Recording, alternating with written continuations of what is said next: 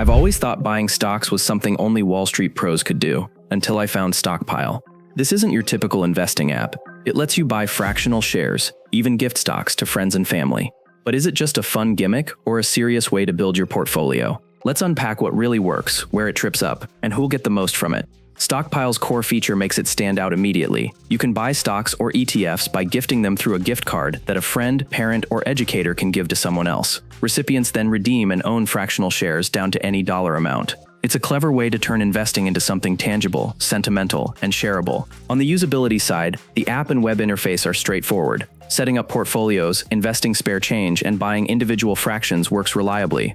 Once shares are in your account, they reinvest dividends, provide performance details, and even let you sell just a portion of your position. Clever, responsive, and fun. Stockpile also integrates a custodial account structure, making it easy for parents to hold and transfer shares to their kids. Combining gifting with learning, Stockpile includes educational content right inside, slides, quizzes, and company stories designed for youth or investment newcomers. Plus, for holiday seasons or graduation, their gift card model naturally aligns with real-world occasions. Now, it wouldn't be a proper review without addressing cost. Stockpile advertises no trading commissions, but each trade actually carries a 0.99 flat fee. That's fine for smaller investors, but less competitive for frequent trades or high-volume portfolios.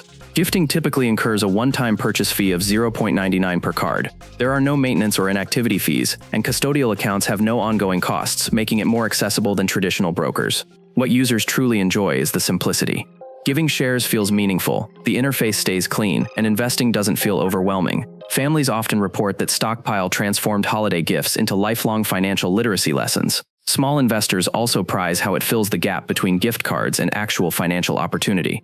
Setting it up for kids, friends, or even clients becomes intuitive rather than financial jargon-laden. But there are trade-offs. Stockpile doesn't offer advanced tools, no custom watch lists, no in-depth research, and limited portfolio visualization. Importantly, you cannot participate in dividend reinvestment plans, DREPs. Payouts go into cash and don't automatically reinvest unless you direct each one manually.